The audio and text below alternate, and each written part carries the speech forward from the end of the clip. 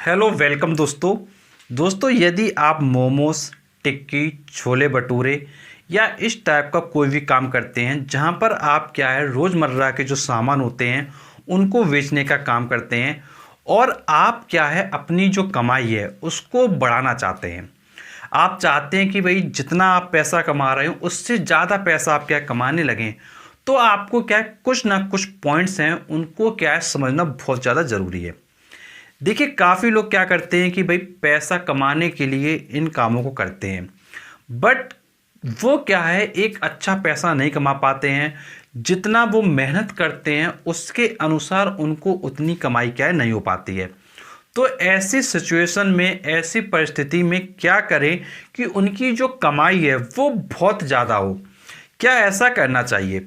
तो देखिए मैं आपको क्या बिल्कुल रियल एग्जांपल देता हूं, बिल्कुल वास्तविक उदाहरण देता हूं जिससे आप चीज़ों को सीख सकते हैं और अपनी कमाई को भी बढ़ा सकते हैं। जैसे मैं आपसे बात करता हूं कानपुर सिटी की। देखिए एक्चुअली मैं क्या कानपुर में रहता हूं, तो देखिए जब मैं कानपुर में रहता हूं तो भाई मैंने क्या है बतासे का रेट देखा। जैसे मैंने मोती झील में बतासे खाए तो भाई वो 10 रुपये केवल क्या है 4 पीस देते हैं, मतलब 4 बतासे देते हैं केवल। जब आप क्या गोविंद नगर में खाएंगे तो भाई वहाँ पे क्या है कुछ ठेले वाले भाई 10 के 5 बतासे देते हैं। वहीं इसी जगह आप चले जाइए भाई किदवई नगर में चले जाइए तो वो बतासे आपको मिलेंगे 10 के 6। और देखिए यही बतासे वाले होते हैं अगर आप चले जाइए नौवस्ता साइड में, गल्ला मंडी साइड में, तो भाई 10 के आपको क्या 8 बतासे मिल जाएंगे। ये मैं आपको बात कर रहा हूँ सेम टाइम की। सेम टाइम का मतलब है कि मान लीजिए आज से 2-4 दिन पहले आपने मान लीजिए नौवस्ता में खाए, 2-4 दिन पहले आपने क्या है मोती झील में खाए। मतलब इनमें कोई बहुत बड़ा अंतर नहीं है कि भाई कहीं 6-7 महीने पुराना अंतर हो, ऐसा कुछ भी नहीं है। मतलब जो बतासे का रेट है, बतासा वही है, बट क्या है रेट क्या है उसका क्या है बदल रहा है। मतलब उसका जो पैसा है वो क्या है बदल रहा है। जगह के अनुसार चीज़ों की जो कीमतें हैं वो क्या है सामने निकल कर आ रही हैं। मतलब पहली चीज़ तो ये है अगर आपको ज़्यादा पैसा कमाना है तो जहां आप ये काम करते हैं अगर आप कम पैसे कमा रहे हैं तो पहली चीज़ तो है कि भाई आपको अपना एरिया बदलना पड़ेगा, अपना क्षेत्र बदलना पड़ेगा। ऐसे क्षेत्रों को चुने जहां पर क्या है चीज़ें क्या है महंगी बेची जाती हैं। जैसे फॉर एग्जांपल अगर मैं आपसे बात करूं कानपुर शहर की तो भाई मोती झील आप जा सकते हो। इसी तरीके से आपको क्या है अपने शहर की जो जगह हैं जहां पर चीज़ें महंगी बेची जाती हैं उन जगहों को क्या है पता करना होगा। जगहों को पता कैसे करोगे? भाई आप अच्छी अच्छी जगह जाइए, आप देखिए भैया आपके शहर में कौन सी जगह सबसे बढ़िया है, कौन सी जगह सबसे बढ़िया है। उस जगह देखिए भाई क्या रेट चल रहा है। जब आप सबसे बढ़िया जगह को देखेंगे, 4 से 5 बढ़िया बढ़िया जगह देखो और वहाँ पर रेट पता करो।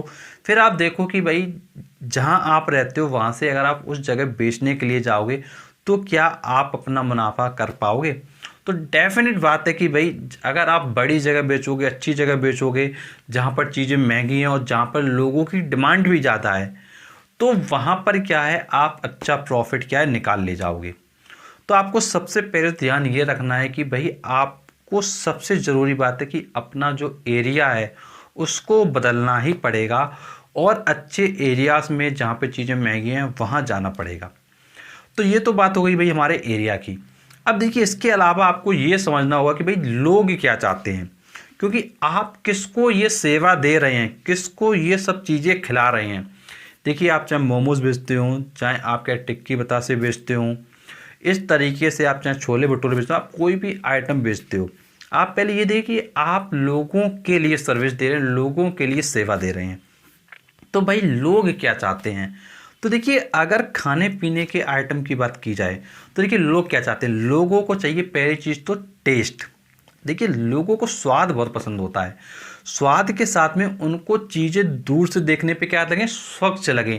ऐसा ना हो कि भाई उनको उनका मन क्या है बिगड़ जाए। काफ़ी बार क्या होता है कि भाई कई लोग क्या है गंदे हाथों से बतासे दिए जा रहे हैं या गंदे हाथों से मोमोज वगैरह दिए जा रहे हैं। मतलब गंदगी नहीं होनी चाहिए। पहले तो क्या स्वच्छता पर ध्यान देना है और स्वच्छता पर ध्यान देने के साथ में टेस्ट क्या है बहुत अच्छा होना चाहिए। यदि स्वच्छता होगी, टेस्ट होगी, तो फिर लोग क्या है आपके साथ जुड़े रहेंगे, और एक बार आपकी दुकान से कोई चीज़ खा के जाएगा तो वो फिर दोबारा ज़रूर आएगा। और दोस्तों यदि आप चाहते हैं कि भाई एक बार कोई कस्टमर आपकी दुकान पर आया है और वो दोबारा आता रहे, बार बार आता रहे, तो देखिए ये तो स्वाभाविक सी बात है कि भाई टेस्ट हो गया, ये तो क्या है ऑलमोस्ट सभी लोग दे लेते हैं। बट आप कोशिश ये करिए कि उसमें किस तरीके से पॉजिटिव चीज़ों को आप क्या ला सकते हो। तो देखिए जो टेस्ट की बात है, जो आपकी स्वच्छता की बात है, ये तो आपको लाना ही पड़ेगा। और देखिए इसके साथ में एक चीज़ और ध्यान रखें कि बिहेवियर, देखिए स्वभाव आपका क्या है बहुत पोलाइट होना चाहिए। अगर मान लीजिए कोई व्यक्ति कुछ आपसे कह रहा है तो भाई स्वभाव है जो आपका जो बिहेवियर है वो क्या आपको पोलाइट रखना है। देखिए कई बार क्या होता है कि लोग कुछ चीज़ों को खाते हैं, कई बार गंदगी छोड़ जाते हैं, तो देखिए उस जगह अगर आप उनसे गंदगी हटाने को कहेंगे कि भाई आप जो है ये चीज़ को क्या है इस दोने में डाल दो या इस ड्रम में डाल दो, तो उनको क्या है कुछ लोगों को क्या है नेगेटिव फीलिंग होती है। तो देखिए अगर कुछ लोग ऐसा कर रहे हैं तो भाई उन चीज़ों को थोड़ा साफ़ सफाई की चीज़ें क्या है आपको करना पड़ेगा। देखिए क्योंकि अगर आप उनसे कहेंगे तो फिर क्या होगा, उनके अंदर क्या है थोड़ा क्या है नेगेटिव फीलिंग आएगी, और वो कहेगा सोचेगा कि भाई अरे इसकी दुकान पे अगली बार मत जाना, कि ये तो भाई मतलब थोड़ा मतलब अलग टाइप का है, मतलब बताओ हमसे धोने के लिए कह रहा था कि भाई उसमें डिब्बे में डाल दो। तो देखिए कुल मिला के आपको ये सोचना होगा कि भाई जो आपके पास कस्टमर आ रहा है वो हैप्पी होके कैसे जाएगा, वो खुश होके कैसे जाएगा। देखिए जितना ज़्यादा आप अपने कस्टमर का ध्यान रखेंगे उतना ही ज़्यादा आपका क्या प्रॉफिट बनेगा। देखिए प्रॉफिट अगर आपको कॉन्टिन्यूअस रखना है कि भाई प्रॉफिट बना रहे, तो जो कस्टमर एक बार आ गया वो दोबारा आना चाहिए, और वो भले ही नहीं आना चाहता हो वो फिर भी आएगा। क्यों आएगा? क्योंकि आपकी दुकान पे उसने स्वच्छता देखा, टेस्ट देखा, बिहेवियर देखा, उसको सब कुछ अच्छा लगा।